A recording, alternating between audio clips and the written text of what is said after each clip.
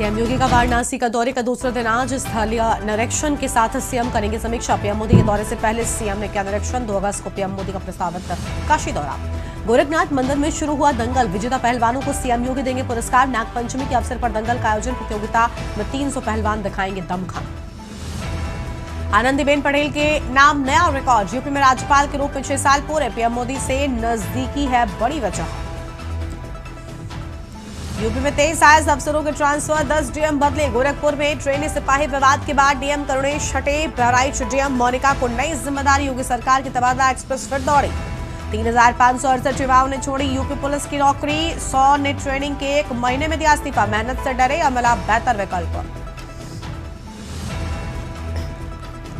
लखनऊ सहारनपुर समेत 10 जिलों में बारिश। 35 जिलों में बारिश का अलर्ट। पूर्वांचल में बादल छाए। अब तक कोटे से 8% कम बरसात। आप देख रहे हैं के न्यूज, खबरों का सारथी।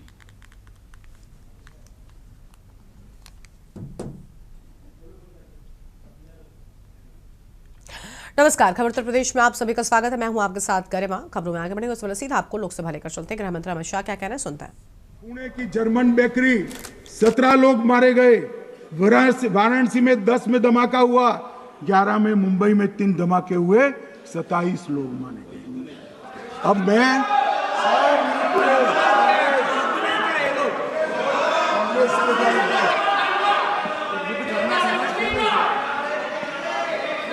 मान्यवर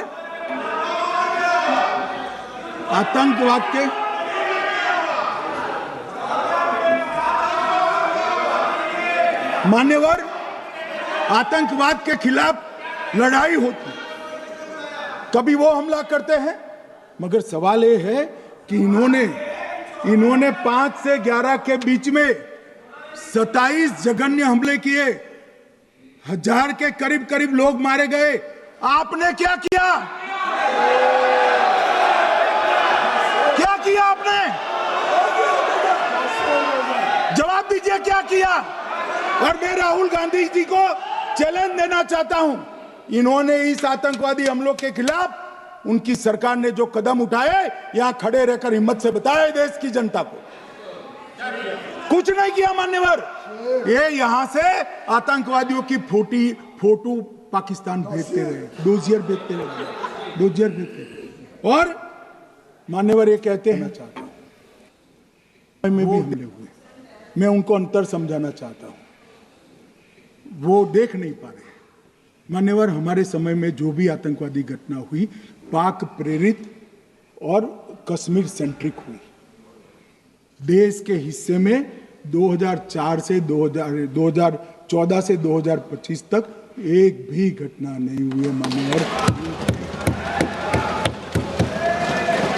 ये नरेंद्र मोदी सरकार है मान्यवर। और कश्मीर में भी आज स्थिति ऐसी हुई है, उनको पाकिस्तान से आतंकवादी भेजने पड़ते हैं। कश्मीर में आतंकवादी अब हमारे नहीं बनते हैं मान्यवर। और मैं सलमान खुर्शीद जी को भी याद करना चाहता हूं। एक बार मैंने बड़े सवेरे में नाश्ता करता था, टीवी पर उनको रोते हुए देखा। मुझे लगा क्या हुआ, कोई बड़ी घटना हो गई। तो रोते रोते वो श्रीमती सोनिया गांधी के घर से बाहर आ गए कि बाटला हाउस की घटना देखकर सोनिया जी फूट कर रो पड़ी। अरे रोना था तो शहीद मोहन शर्मा के लिए रोते, बाटला हाउस के आतंकवादियों के लिए रोना आता है। और मान्यवर ये हमें पूछते हैं कि आपने क्या किया। कोई अधिकार नहीं है पूछने का, कोई अधिकार नहीं है मान्यवर। और ये हमें पूछते थे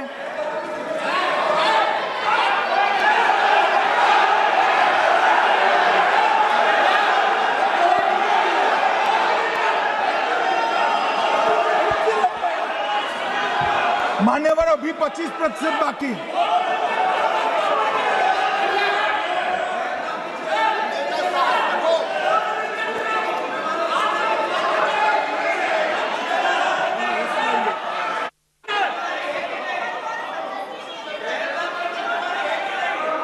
बैठिए, जवाब दे रहे हैं ना आपका, जवाब दे रहे हैं आपका। पहलगांव के बाद जो घटनाक्रम घटित उसका जवाब दे दिया ना माननीय गृह मंत्री जी ने। आपने पूछा आतंकवादियों क्या हुआ, आतंकवादियों का जवाब दे दिया। क्या पूछना चाहते हैं आप? आपने हर सवाल पूछा, हर सवाल जवाब सुनिए माननीय गृह मंत्री जी।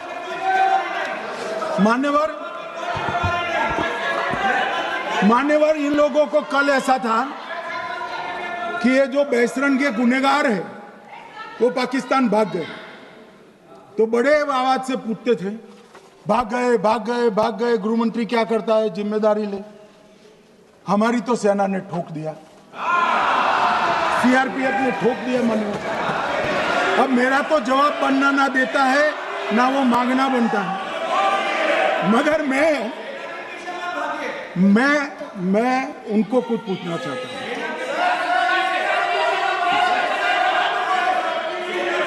मान्यवर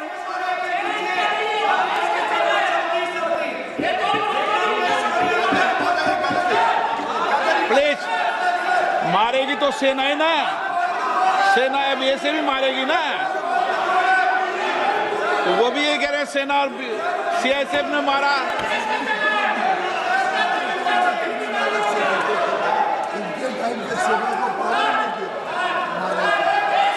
मान्यवर ये कहते हैं, साहब इसको बिठाओ जरा।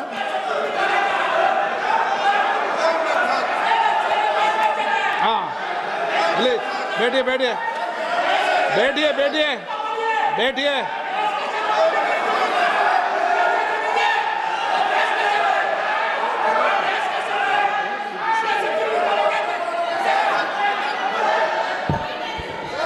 सबको मान्यवर ये लोग मुद्दा उठाना चाहते हैं तो जरूर उठाए। मैं आज सुबह ही सलमान खुर्शीद जी का वो इंटरव्यू मेरे मोबाइल में रिजर्व कर आया हूं। आप जब भी कहोगे ये पूरे टीवी पर बताने के लिए मैं तैयार सेव कर आया हूं। इनकी इच्छा है तो कल एक समय तय करिए, यहां बता दीजिए चारों टीवी में, और देश की जनता भी देख लो।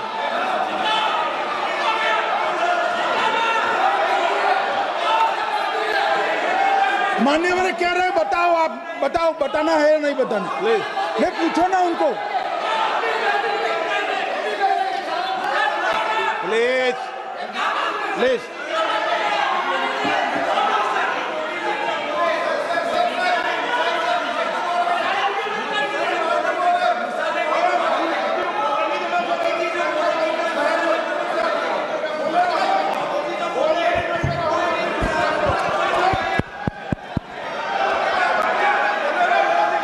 बिट्टू बैठ जाओ।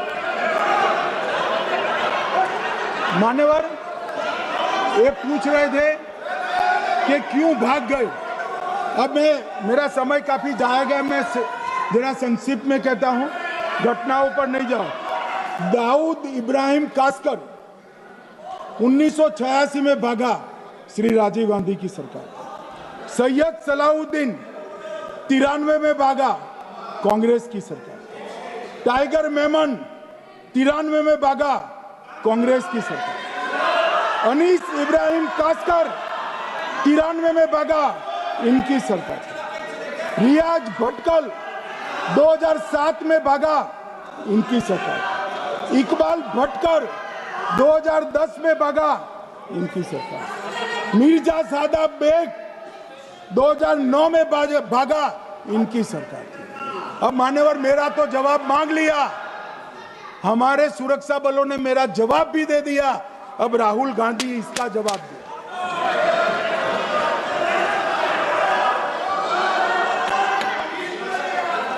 मान्यवर अब मैं कश्मीर के विषय में मैं बात करना चाहता हूं। कल कहते थे कि गृह मंत्री ने भाषण किया था कि 370 की कलम जाएगी तो आतंकवाद कम हो जाएगा। क्या हुआ? मान्यवर मेरा हिसाब देना बनता है। हम भारतीय जनता पार्टी के कार्यकर्ता हैं, ये नरेंद्र मोदी जी की सरकार है, हम जवाबदेह होते हैं।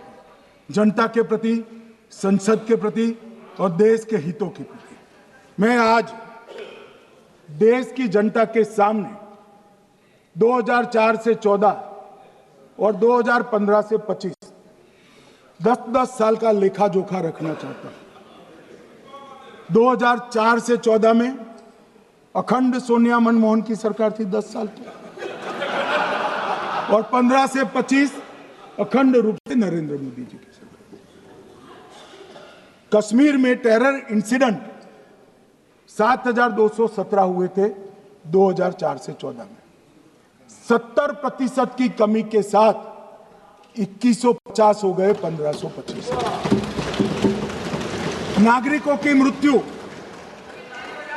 2004 से 14 में 1770 हुई, 2015 से 25 में कम होकर 357 हो गई, 80%।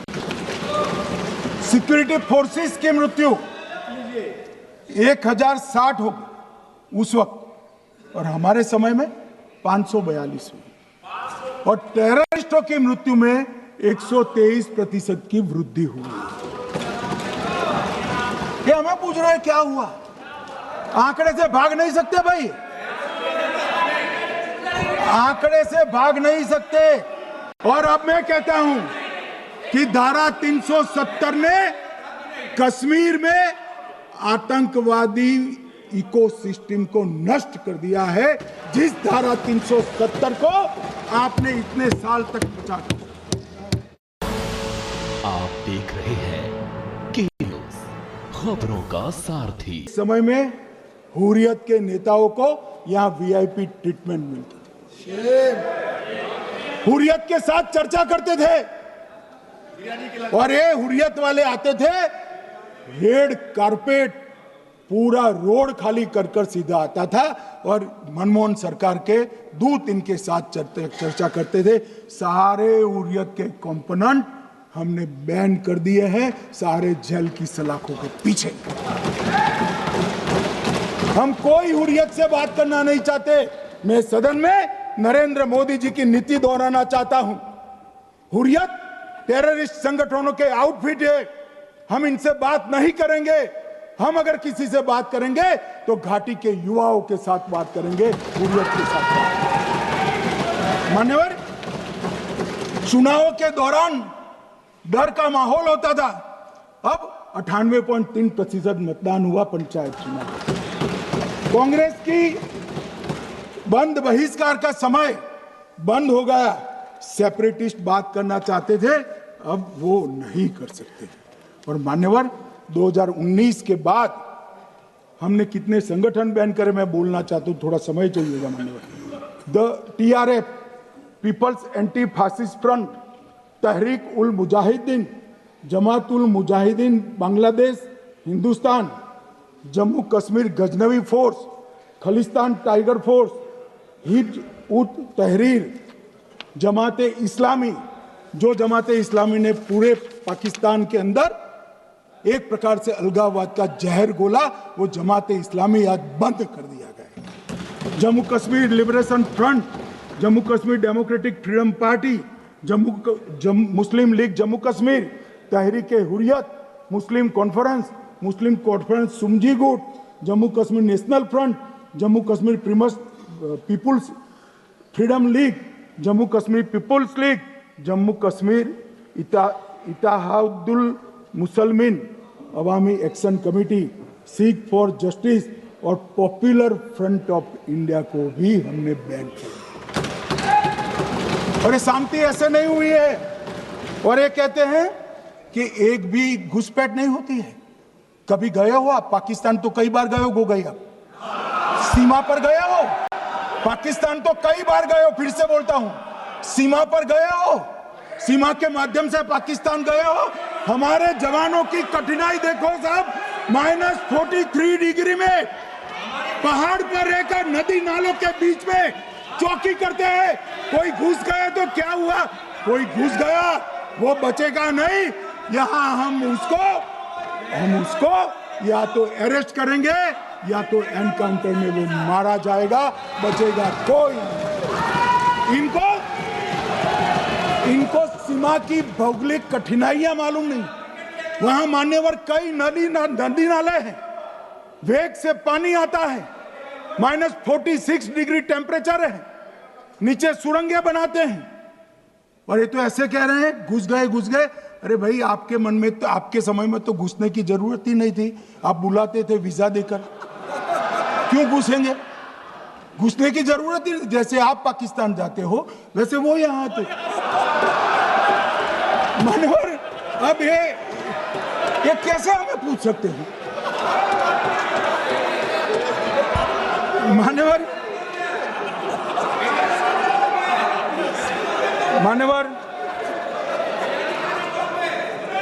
मैं समझ रहा हूं। मान्यवर, मैं समझ रहा हूं। पोटा का विरोध करने वाले को नरेंद्र मोदी की आतंकवादी विरोधी नीति नहीं पसंद आई। मैं समझ रहा हूं पोटा रद्द करने वाले को नरेंद्र मोदी जी की एंटी टेरर नीति पसंद नहीं आई। मैं समझ रहा हूं टेररिस्टों का बचाव कर वोट बैंक बनाने वालों को एक कोई नीति पसंद नहीं आएगी। मानवर, इसका विरोधी होना है। परंतु मैं आज एक बात यहाँ सदन के सामने आपके माध्यम से सदन को और दुनिया को बताना चाहता हूँ। मानवर, ये नरेंद्र मोदी सरकार है। टेररिज्म के खिलाफ हमारी जीरो टॉलरेंस की नीति है, ऑफर है, और हम विजयी हो। और मान्यवर, मैं फिर से अंत में ऑपरेशन महादेव में जुड़े हुए सेना, सीआरपीएफ और जम्मू कश्मीर पुलिस के सभी जवानों को 2 हाथ जोड़कर प्रणाम कर बहुत साधुवाद।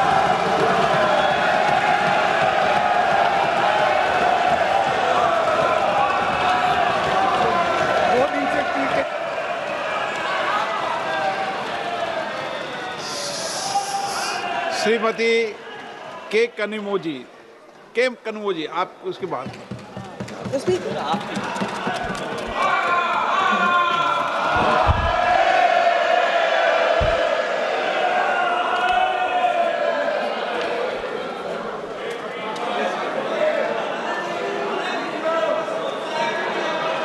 Thank you, sir. I take this opportunity. Sir, the house is not in order. Not in order. House in order. The time should be excluded. हो जाएगा। प्लीज अपनी अपनी सीट पे बैठिए, please.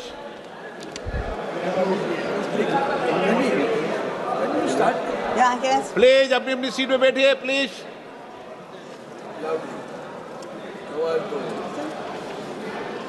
Thank you, sir. I take this opportunity to thank my party for giving me this opportunity to speak on this very important issue. And I like to say, the Home Minister in his speech pointed out saying, he made it sound like we are less patriotic. We have never failed this nation. Yes. So DMK was the first party which took out a rally at the Chief Minister, Mr. M.K. Stalin. Muthuvel Karunanidhi Stalin was the first Chief Minister to take out a rally in support of our defense forces. After Sir, speaking, you can't just go, sir. After speaking, you just can't go. Sir, sir, Sir, I'd like to bring to the attention of this House that when you call for an all-party leaders meeting, the leaders from the opposition parties came to the meeting and said that we stand with you. We stood with this country. You are against us. I think you go back, reinvent history in all your speeches. I don't think even the Congress people remember Jawaharlal Nehru ji as much as you do. But I should thank you for that. Because of you, so many young people in Tamil Nadu have gone back to read Periyar and Ambedkar. And today, all over the world, young people are finding out. तो तस्वीर आपको हम सीधे दिखाए थे लोकसभा से, जहां पर ऑपरेशन सिंदूर पर चर्चा लगातार जारी है। गृह मंत्री की ओर से भी अहम बातें कही गई हैं। इस बुलेटिन में इतना ही। तमाम बड़ी खबरों के लिए आप देखते रहिए के न्यूज़ इंडिया। नमस्कार।